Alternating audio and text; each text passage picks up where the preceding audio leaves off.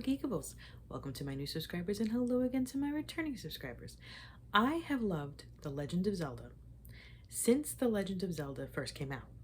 And I'm talking gold cartridge, Nintendo, first Nintendo, all the way back there. Yeah, I've played it.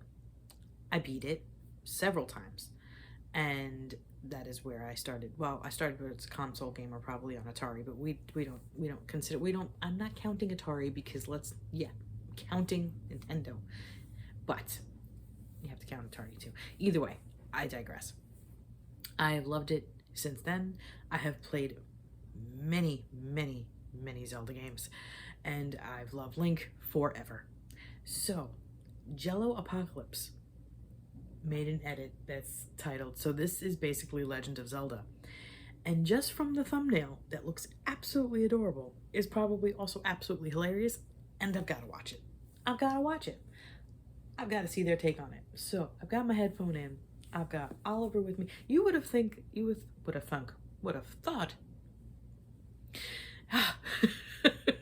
that I would have named him Link at this point. But when we get a new stuffy, then we get new names. Right now, this is Oliver Queen Shark. We're watching Legend of Zelda, so this is basically Legend of Zelda. Let's go. Press play. The Legend of Zelda is an action-adventure game series about exploring dungeons and being murdered by chickens. The series follows the many incarnations of the three people that wield the Triforce. You play as Link, who has the Triforce of Courage, which gives him the power to rock the dumbest hat in existence. Sometimes he's young, sometimes he's hot, sometimes he's Toon, and sometimes he's not. But he's always Link. The Triforce of Wisdom belongs to Princess Zelda. Zelda spends most of her time on vacation in a dungeon somewhere, cashing royalty checks from her successful franchise and making Hut pick up her laundry. Zelda doesn't have a personality, except for Wind Waker, where she's a cool pirate captain. Just kidding, boring princess mode activate. In Breath of the Wild, you can unlock her personality.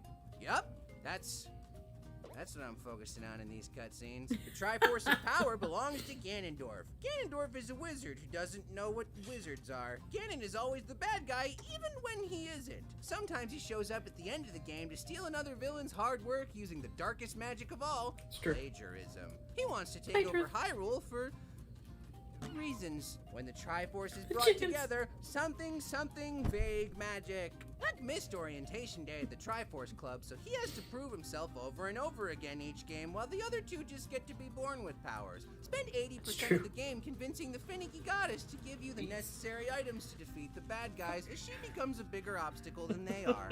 Oh, hey, look at that! You got the 3 magic belt buckles. Great. Okay, now you need to order me, I'm feeling like a pizza? A hero's pizza, but it's gonna need the sacred toppings.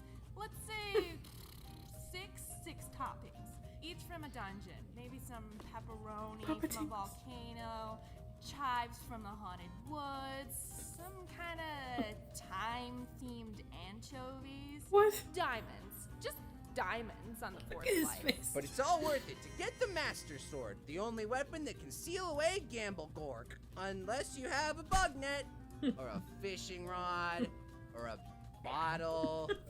Why did I even get this thing? It might be tough, but in the end, Link always wins. Except when he doesn't, but we don't talk about those times. No. The series has an overarching timeline linking all the games together, but it's really confusing and makes everything worse, so you should just ignore it. Expand your arsenal with cool weapons that you find in the dungeons, and now thanks to Breath of the Wild, they break. If you're ever low on supplies on your journey, just mow the lawn for infinite item pickups that tiny people leave for you to find in the grass. Mow the lawn. Oh, where'd you get that disembodied heart, Picori? Where'd you get that? Enjoy dealing with each installment's signature annoying mechanic, like kinstone merging, the Temple of the Ocean King, pin cables, all of Skyward Sword, and don't forget the Bad Controls minigame. You don't need to beat it. You'll just never get that last heart container. Just 19 of them at the top of your screen, taunting you forever. Ponder over each game's remixes of familiar locations, characters, and races like the Zora. Have you ever wanted to kiss a fish on its fishy fish lips? Look at all these attractive fish. You can kiss this fish, or this fish, or this fish. The fish abilities are end fish. Now that Breath of the Wild is out and everybody loves it, maybe we can finally stop hearing about how every new installation of the series isn't as good as Ocarina of Time. It wasn't even that good, you guys. Yeah, good luck hitting me with those 19-year-old control schemes. Oh, they got the 3DS remake.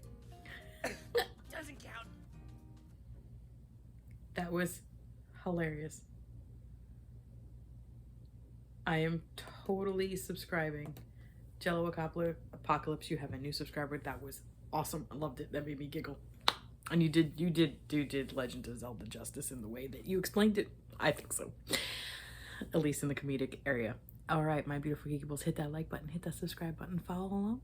We're on road to 5,000, and I will see you guys next time. Bye.